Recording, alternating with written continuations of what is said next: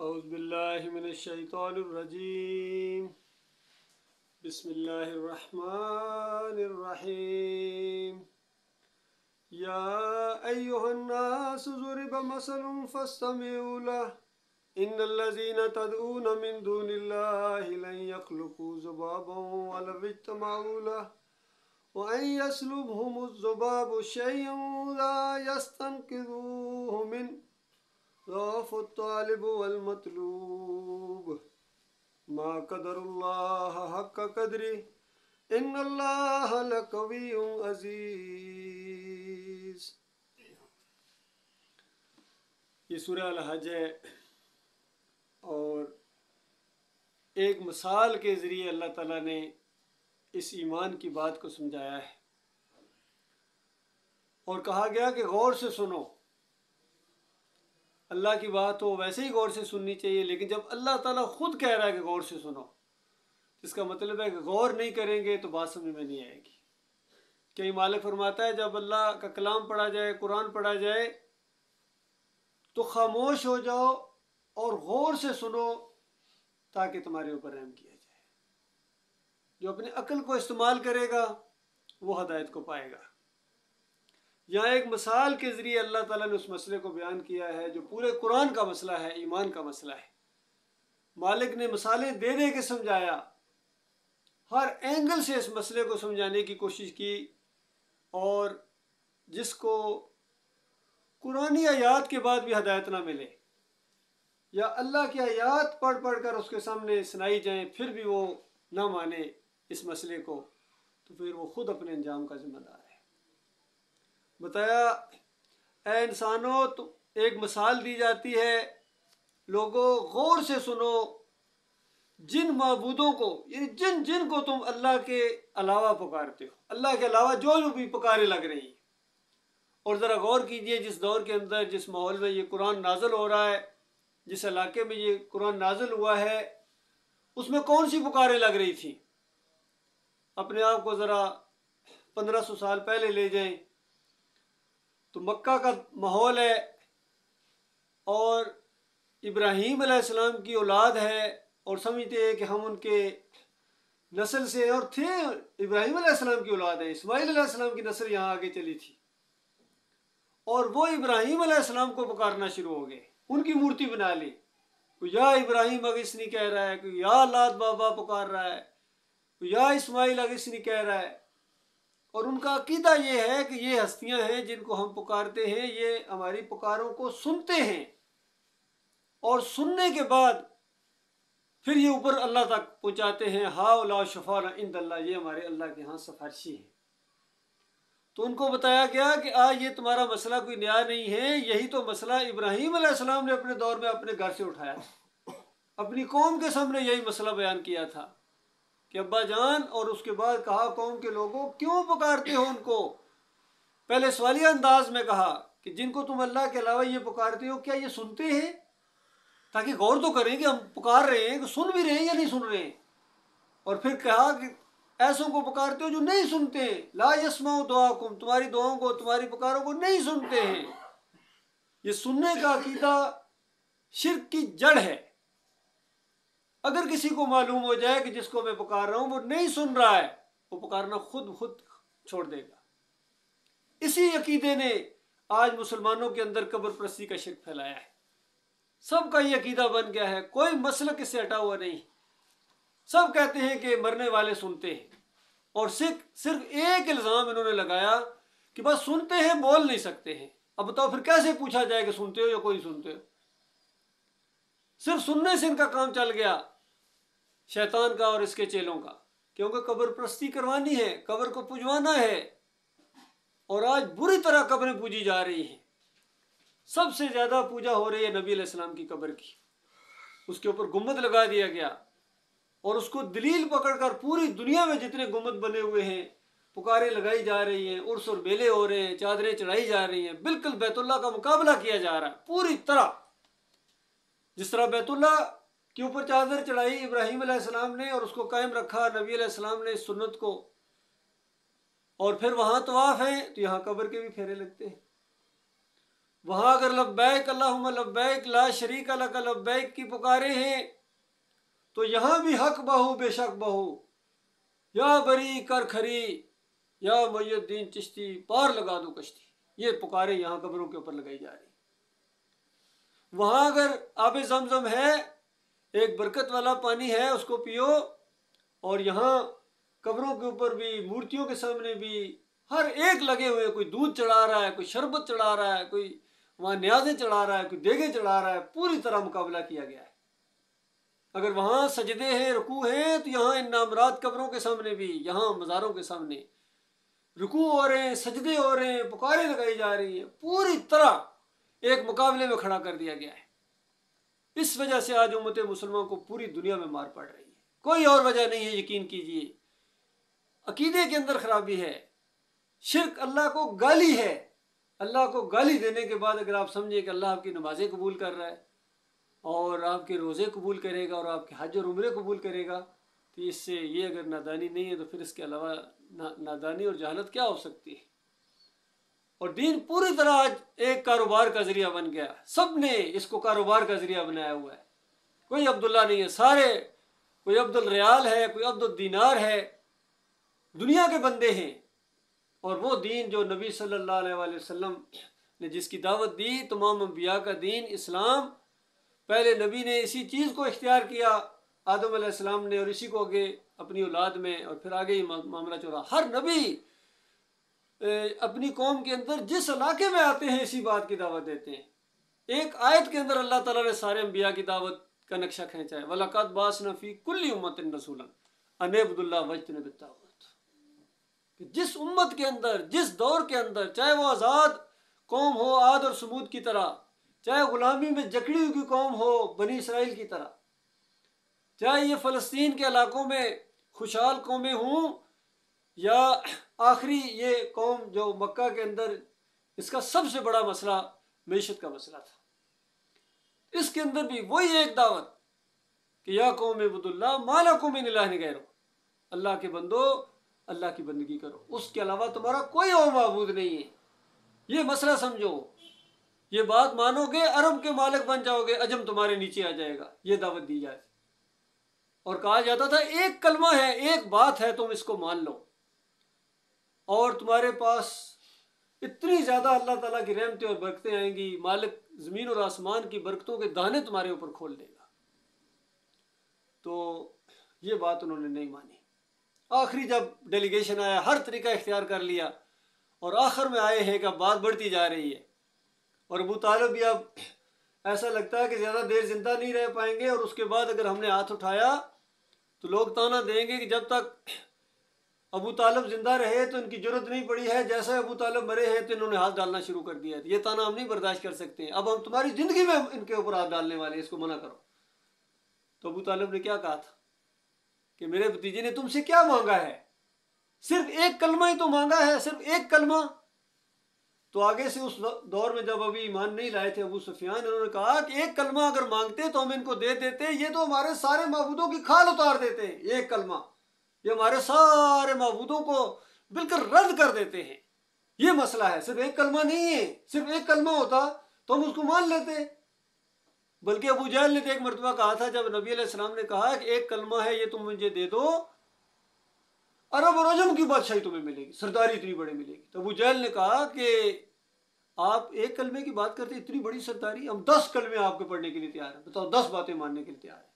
نبی علیہ السلام نے کہا نہیں، ایک بات مان لو کہ اللہ کے علاوہ کوئی معبود نہیں، بس۔ اللہ کے بندو، یہ بات ایسی بات ہے، یہ کلمہ بڑا بھاری کلمہ ہے، اس کو معمولی نہ سمجھا جائے۔ موسیٰ علیہ السلام نے ایک دفعہ پوچھا یا اللہ کوئی ایسا کلمہ مجھے بتائیں جس کے ذریعے میں آپ کو پکارا کروں۔ اللہ تعالیٰ نے کہا موسیٰ لا الہ الا اللہ کے ذریعے پکارا کر۔ موسیٰ علیہ السلام کہا یا اللہ یہ تو وہ کلمہ ہے جو یعنی ہر بندہ پڑھتا ہے، یعنی ہر بندہ سے مراد جو مسلمان ہوتا ہے وہ پڑھتا ہے، اس کو پڑھے بغیر تو بندہ مسلمان ہی نہیں ہو سکتا، یہ ہر مسلمان پڑھتا ہے یا نہیں؟ تو اللہ تعالیٰ نے کہا موسیٰ یہ وہ کلمہ ہے اگر ترازو میں ایک طرف یہ کلمہ رکھا جائے اور دوسرے پلڑے میں میرے علاوہ پوری کائنات کو گویا رکھ دیا جائے تو یہ کلمے والا پلڑا نیچے جھک جائے گا، اتنا بھاری کلمہ ہے۔ اور حدیث میں آتا ہے یہ سب سے بلند ذکر ہے، افضل ذکر لا الہ الا اللہ، سب سے افضل ذکر اللہ کے علاوہ کوئی معبود نہیں، کوئی معبود، کوئی کچھ نہیں کر سکتا، کوئی داتا نہیں، کوئی دستگیر نہیں، کوئی مشکل کشا نہیں، کوئی حاجت روا نہیں، کوئی واسطے وسیلے نہیں، کوئی رکوع اور سجدے نہیں، کسی کی نظر و نیاز نہیں ہے، کسی کا خوف نہیں ہے، کسی سے امیدیں نہیں ہیں سوائے اللہ کے۔ یہ کلمہ ہے۔ آج جو مسلمانوں کو پوری دنیا میں ذلت اور خواری مل رہی ہے، یہ اس کلمے کے ساتھ غداری کی وجہ سے ہے۔ یہ مسئلہ ہے۔ وہی جرم انہوں نے کیا ہے جو بنی اسرائیل نے جب کیا تھا ان کے اوپر، یا پچھلی قوموں نے، مما خطیاتہم اغرقوا فادخلوا نارا، اسی خطا کی وجہ سے قوم نوح غرق کی گئی، ڈبکیاں دے دے کے مالک نے مارا اور آگ کے اندر داخل کر دیے گئے۔ اللہ کے بندو، اس چیز کی، اس دعوت کو معمولی دعوت نہ سمجھا جائے۔ اس دعوت کو اللہ تعالیٰ اب ایک مثال کے ذریعے سمجھا رہا ہے کہ ہر اینگل سے سمجھایا گیا ہے، نہیں سمجھ آتی، اب ایک مثال کے ذریعے سنو، غور سے سنو کہ اللہ کے علاوہ جن دوسروں کو تم پکارتے ہو وہ سب مل کر ایک مکھی پیدا کرنا چاہیں تو نہیں پیدا کر سکتے۔ مکھی۔ اور آج جدید سائنس کے ذریعے جو مکھی کے اوپر انہوں نے تحقیق کی ہے، عقل حیران ہے کہ کیسی اس کے اندر پورا سسٹم ہے۔ سارے مل جائیں، اگلے پچھلے تمہارے معبود مل جائیں، جتنی جن کو تم نے معبود بنایا ہوا ہے، فرمایا سارے مل کر ایک مکھی پیدا کرنا چاہیں وہ نہیں کر سکتے۔ اور آگے سنو، بلکہ اگر مکھی ان سے کوئی چیز لے کر اڑ جائے تو اس کو چھڑا نہیں سکتے۔ دیکھیے قرآن میں کیا، قرآن کا اسلام کیا کہہ رہا ہے کہ اگر مکھی بھی تمہارے خردے میں سے کوئی چیز لے کے اڑ جائے، اور زبردستی لے کے جاتی ہے، عام طور پر اس کو اڑانے کی کوشش کی جاتی ہے، وہ آتی ہے زبردستی آ کے بیٹھتی ہے، کچھ نہ کچھ لے جاتی ہے، اور اپنے منہ کے اندر کتنا باریک ذرہ لے کے جاتی ہوگی، لیکن عرش پر بیٹھا ہوا مالک اس کو دیکھ رہا ہے۔ اور مالک فرماتا ہے تمہارا کوئی بابا، کوئی تمہارا پیر یا تمہارے سارے اکٹھے ہو جائیں، اس نوالے کو واپس نہیں لا سکتے جو اللہ تعالیٰ وہ مکھی لے کے اڑ گئی۔ اور ہمیں کیا سکھایا گیا مسلمانوں کو؟ ہمارے دماغوں میں کیا چیز ڈالی گئی تھی کہ عبد القادر جیلانی نے فرشتے سے روحوں کا تھیلا جا کے آسمان سے جا کے پکڑا اور کھینچ کے لیا ہے، یہ ہمیں سکھایا گیا تھا۔ اندازہ لگائی، مردوں کو زندہ کر دیا حضرت نے، کشتی پار لگا دی، پکارو ان کو، یہ سنتے ہیں۔ عبد القادر جیلانی قبر میں آ کے، فرشتے کی جرت نہیں ہے۔ اور ایسے ایسے واقعات سنائے گئے کہ وہ کہتے ہیں عبد القادر جیلانی جب مرے تو فرشتے جب قبر میں آئے، سوال کیا من ربک، تمہارا رب کون ہے؟ تو کہتے ہیں عبد القادر جیلانی نے آگے سے کہا تمہارے سوال کا جواب بعد میں، پہلے میرے سوال کا جواب دو۔ اس طریقے سے ان کے شوخ انداز کہانیوں کے اندر ہمیں سنائے گئے۔ تو اس کے بعد اندازہ لگاؤ اللہ کے بندو، کیا یعنی کیا سبق دیا گیا ہے، قرآن کو کس طرح جھٹلایا گیا ہے۔ مجھے ابھی تک یاد ہے جب یہ عراق کے اوپر بمباری ہوئی تھی، اور ان دنوں کے اندر اخبار میں آیا، ہیڈنگ اخبار کے اندر آئی کہ عبد القادر جیلانی کے جو مزار کے قریب دیوار اور کوئی منارے شاید ٹوٹے ہیں اس بمباری کی وجہ سے، تو اخبار کی ہیڈنگ لگی ہوئی۔ اور اس وقت میں نے اس اخبار بیچنے والے کو کہا کہ دیکھو یہ تو عبد القادر جیلانی کے اپنے مینار اور دیواریں ٹوٹ گئی، اور ہم یہاں سمجھ رہے ہیں کہ وہ ہماری مدد کے لیے آئیں گے پاکستان میں۔ تو آگے سے پتہ کیا کہتا ہے، ہری پگڑی والے تھے، وہ اخبار بیچ رہے تھے کراچی میں، کہتے ہیں جی ایسے حالات میں تو ایسی باتیں نہ کرو، ایسے حالات میں تو بتاؤ کیسے حالات میں باتیں کی جائیں؟ ایسے حالات میں ہی تو بات سمجھ میں آتی ہے۔ ہمیں بھی یہی بتایا گیا تھا پاکستان کی جب 71 کی جنگ کے اندر، یا اس سے پہلے 65 کی جنگ کے اندر، 65 کی پہلے ہوئی ہے، وہاں بتایا گیا کہ سبز چگے والے آئے تھے، پلوں کے اوپر کھڑے ہو گئے تھے، اوپر سے جو بم آتا تھا اس کو پکڑ کے دریا میں پھینک دیتے۔ ہندو پائلٹ نے بتایا، جو پائلٹ گرفتار ہو گیا اس نے بتایا یہ معاملہ کہ ہم تو بالکل نشانہ صحیح لگاتے تھے، پل کی طرف جاتا ہی نہیں تھا، اوپر چگے والا بیٹھا ہوتا تھا، پتن اٹھا کے بم، اور قوم نعرے لگانا شروع ہوگی، بابا جی زندہ باد، بابا جی زندہ باد۔ اور ذرا برابر دماغ خیال نہیں کرتے کہ بم کو پکڑنا مشکل ہوتا ہے، وہ جہاز کو کیوں نہیں پکڑتے تھے؟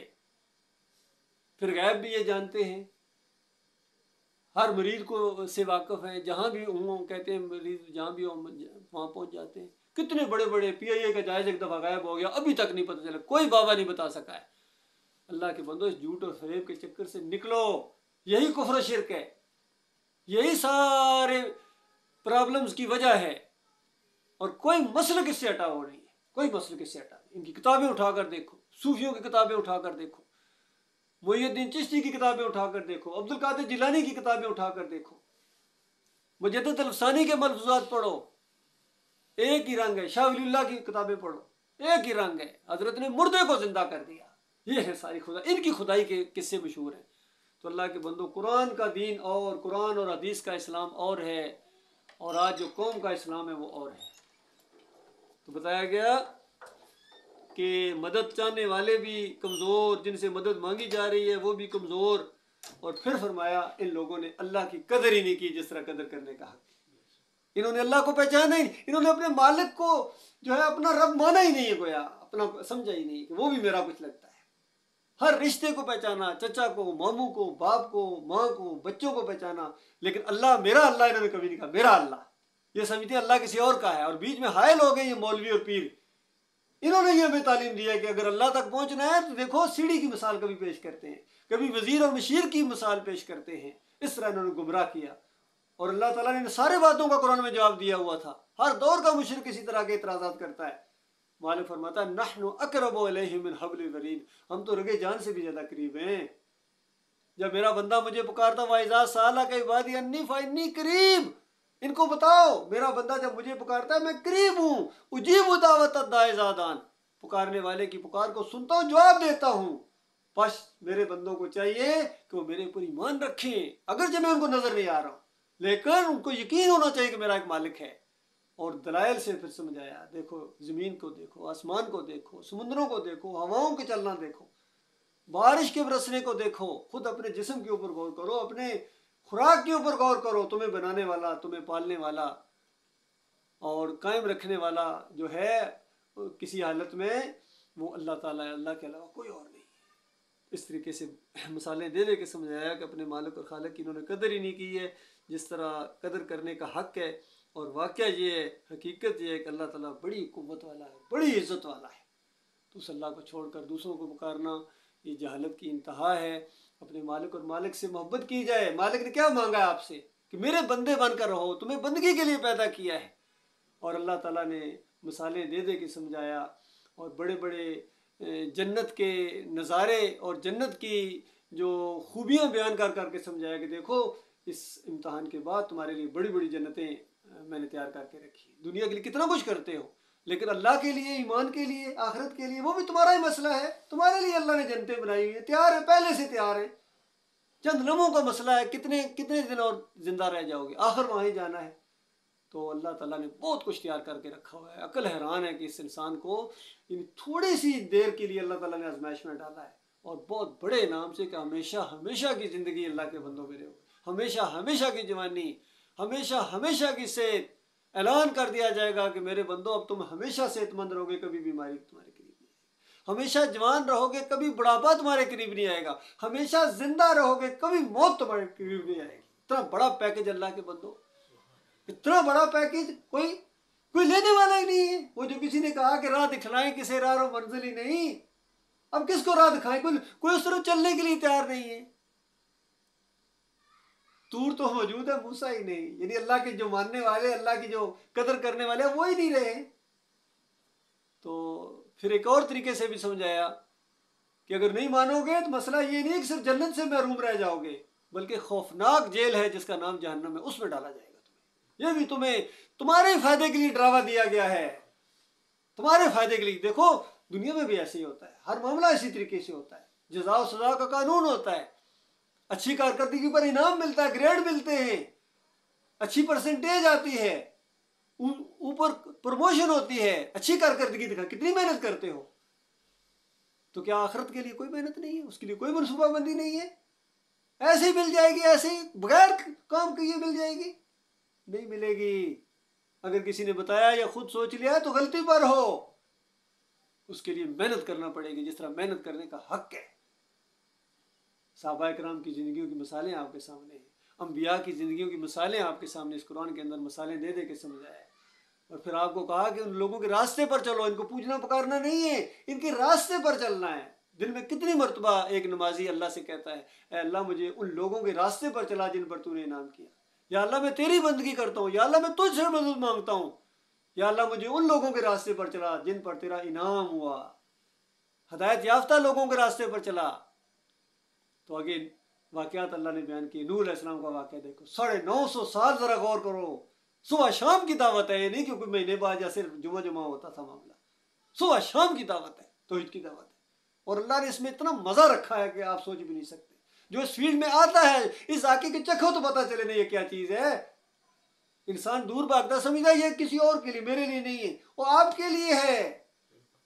آپ صبح شام اس کی دعوت دیں، کس طرح اللہ تعالیٰ اس میں برکت نازل کرے گا. پھر ابراہیم علیہ السلام کی زندگی کے واقعات دیکھیں، یہ ثابت کیا اللہ تعالیٰ نے کہ دیکھو امتحان یہ ہے کہ کوئی چیز تمہیں اللہ سے پیاری نہیں ہے. اگر اللہ سے پیاری کوئی چیز ہے، چاہے بیٹا ہی کیوں نہ ہو، چاہے وہ ماحول ہی کیوں نہ ہو، ماں باپ ہی کیوں نہ ہو، بیوی بچہ ہی کیوں نہ ہو، دنیا یہ ہو کیوں نہ ہو، اگر یہ زیادہ پیاری ہے تو اس کے بعد تم اللہ کے ماننے والے نہیں ہو اس طریقے سے. پھر تم بڑے بڑے درجات نہ معاملہ، پھر جہنم سے بچنے کی پہلے فکر کرو. اگر تم اللہ کے دین کو لے کر نہیں اٹھو گے اللہ عذاب دے گا تمہیں، تو اوروں کو لے آئے گا. اللہ کے بندو اس کو زندگی کا نمبر 1 مسئلہ سنو. اللہ کا حکم توڑنا کوئی معمولی بات نہیں ہے. کائنات کا وہ مالک ہے، اس کا حکم ہو، پتہ بھی اس کا حکم ہے، پھر بھی دل نہیں مان رہا ہے. بتاؤ کیسے مومن ہو؟ اس لیے یہ بہت ضروری ہے اس دور کے اندر، خاص کر جب کفر و شرک ہر طرف پھیلا ہوا ہے، ہر طرف اللہ کو گالیاں دی. یہ شرک گالی ہے اللہ کو، اللہ کے علاوہ کسی اور کو پکارنا. یا علی مدد، یا رسول مدد، یہ اسی طرح کے پکارے ہیں جو مشرکین مکہ لگاتے تھے. یا ابراہیم مدد، یا اسماعیل مدد، یہ وہی پکارے ہیں جو نوح علیہ السلام کی قوم لگاتی تھی. یا ود بابا، یا سوا، یا یو، پکارے ہیں اسی طرح. پھر ان کی نظر و نیازیں ہیں، آج کوئی 11ویں دے رہا ہے، کوئی 12ویں دے رہا ہے، کیک کاٹے جا رہا ہے، محرم کی سبیلیں لگائی جا رہی ہیں. گھوڑے کو پوجنے والوں کو کوئی اعتراض نہیں کرتا ہے، گائے کے پوجنے والوں پر اعتراض ہے. وہ ہندو ہے جی، وہ گائے کا پجاری ہے. ذرا 10 محرم کو گھوڑے کی پوجا ذرا دیکھو نا.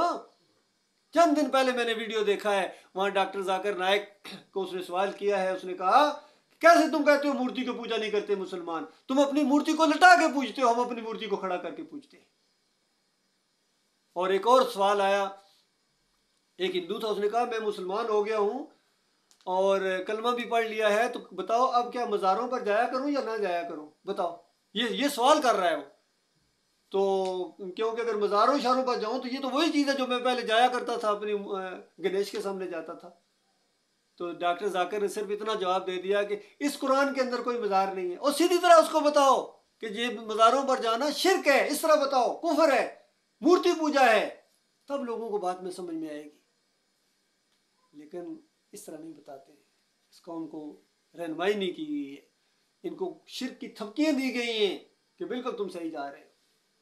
اسی طرح ایک اور ویڈیو دیکھا میں نے، کیونکہ سوشل میڈیا کا دور ہے، اس طرح مذہبی چیزیں سامنے آ جاتی ہیں کہ ایک رام مندر کا کوئی افتتاح ہو رہا ہے پتہ نہیں کس طریقے سے، اور لوگوں کو گھروں میں جا کے، مسلمانوں کے گھروں میں جا کے وہ اس کا چندہ مانگ رہے کہ اس کے اندر ڈالو تاکہ وہاں معاملہ کریں گے. تو ایک مسلمان نمازی یہاں محراب وہ پڑا ہوا، گٹھا پڑا ہوا نمازی ایسا، تو وہ وہاں چندہ دے رہا ہے اور ساتھ ہی کہہ رہا ہے کہ ہم مل جل کے رہتے ہیں، آپ ہماری خوشیوں میں آتے ہیں، ہم آپ کی خوشیوں میں جاتے ہیں. بتاؤ یہ اسلام ہے ان کا؟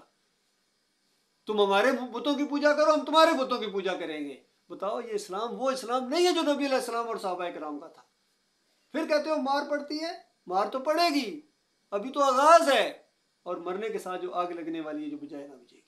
اس لیے سچی توبہ کرو، اللہ کی طرف پلٹو، رجوع کرو اللہ کی طرف، فرقوں کو چھوڑو، بریلویت سے نکلو، دیوبندیت سے نکلو، اہل حدیثیت سے نکلو، اور گراؤ ان مزاروں کو، ان گنبدوں کو. یہ بت پرستی ہے مسلمانوں کی. ہندو شک میں پڑ گیا کہ ہمارے اور ہے تمہارے اور، جس طرح ہم پوجتے ہیں اس طرح تم پوجتے ہو. اگر یہ مسلمان نہ پوجتے ان کو تو فرق نظر آتا کہ مسلمان ہیں یہ اوپر صرف ایک عرش والے کو پوجتے ہیں، باقی نیچے فرش کے اوپر کوئی ان کا معبود نہیں ہے، کوئی نہیں ہے جس کو پوجا جائے. فرق محسوس ہوتا، وہ غور کرتے. لیکن ان مسلمانوں کے کفر و شرک کی وجہ سے انہوں نے غور کرنا ہی بند کر دیا ہے.